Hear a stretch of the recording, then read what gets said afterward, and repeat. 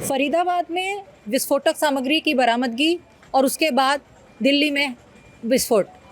तुरंत जम्मू कश्मीर में भी हाई अलर्ट घोषित कर दिया गया है। हालांकि जम्मू और कश्मीर में लगातार से सर्च ऑपरेशन जारी हैं, लेकिन आज की जो घटना हुई है दिल्ली में, उसके बाद हमारे साथी जम्मू में इस समय सारे जम्मू और कश्मीर दोनों जगहों पे हमारे साथियों ने मौके का जाकर के स्थल देखा कि इस समय क्या हाई अलर्ट की सिचुएशन है, क्या सुरक्षा व्यवस्था है।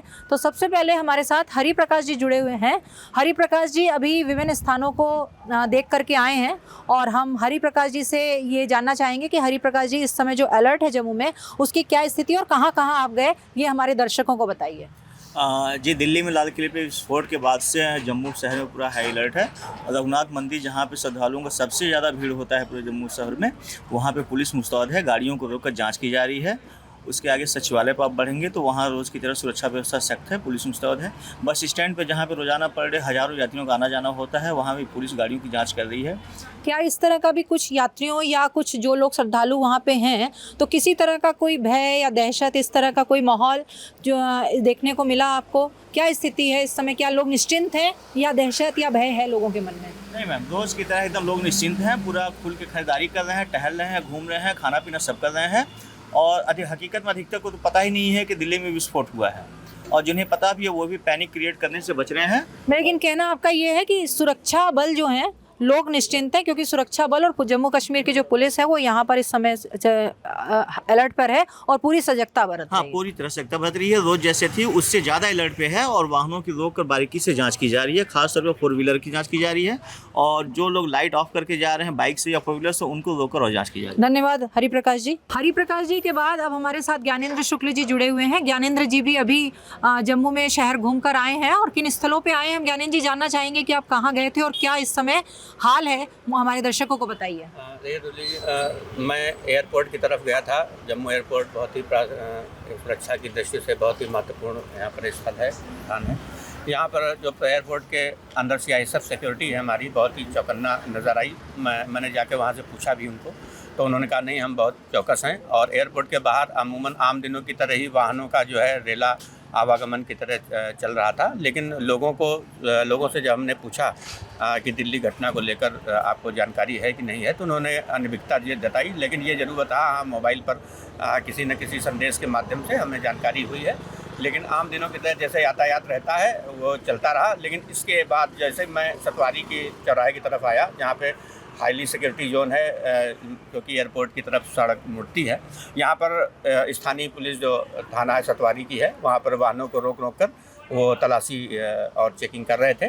साथ में कई जगह पर कारों को, डिक्की को खुलवाकर उन्होंने जांच की। मतलब कुल मिला के कहने का है कि चूंकि एयरपोर्ट एक बहुत ही संवेदनशील हमारा इलाका है, और एयरपोर्ट पे रोजाना जम्मू में इस समय दर्शन पूजन के लिए भी लोग आते रहते हैं, और घूमने का विंटर सीजन चूँकि शुरू हो चुका है और टूरिस्ट जो हैं बड़ी संख्या में कश्मीर की ओर जा रहे हैं, तो ऐसे में इन चीज़ों को, कुछ संवेदनशील स्थानों को देखते हुए सुरक्षा बढ़ा दी गई है। अंकित मिश्रा हमारे साथ हैं। अंकित भी शहर में लाइव देख कर आए हैं कि कहाँ क्या स्थिति है। तो अंकित, आप बताइए कि क्या इस समय शहर की स्थिति है। जी मैम, आप कहाँ गए थे पहले तो ये बताइए। हम रेलवे स्टेशन पे गए थे मैम।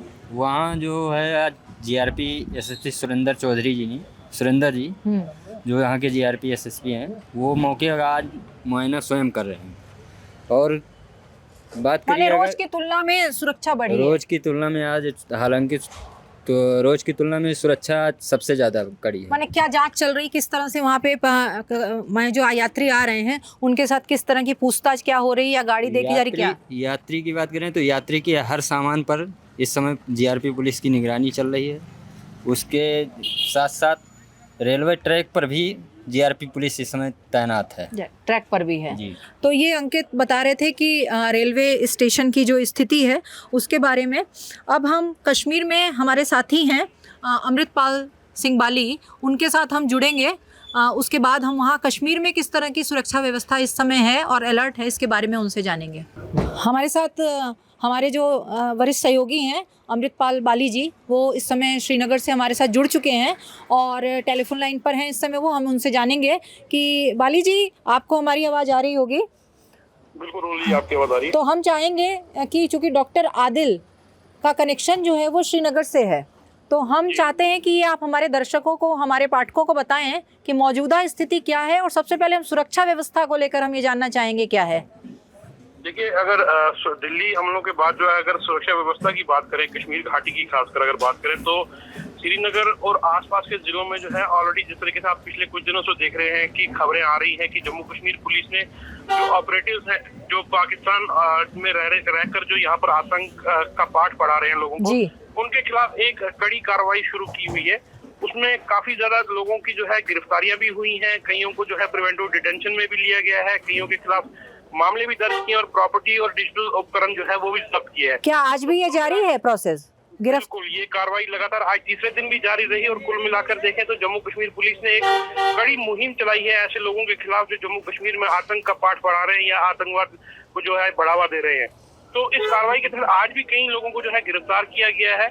और खासकर अगर जिस तरीके से आपने जिक्र किया है डॉक्टर अदील के बारे में, जो जम्मू कश्मीर पुलिस का एक अब तक का एक सबसे बड़ा ऑपरेशन माना जा रहा है, क्योंकि उन्होंने यहाँ से डॉक्टर अदील को जो है, अदील जो पोस्टर लगाने की बात पहले सामने आई थी, जो सीसीटीवी फुटेज के जरिए देखा गया कि पोस्टर लगाने की प्रक्रिया शुरू हुई थी जैश मोहम्मद का। जी बिल्कुल। तो उसमें जो है वो थ्रेटनिंग दी गई थी जम्मू कश्मीर पुलिस को, और जो प्रोमिनेंट फिगर्स हैं यहाँ के उनको थ्रेटनिंग दी गई थी। तो उसके बाद में जो पुलिस ने जो कार्रवाई शुरू की, उसके आधार पर डॉक्टर अदील की सहारनपुर से जो है वो गिरफ्तारी हुई, जो कि वहाँ एक निजी अस्पताल में काम कर रहे थे।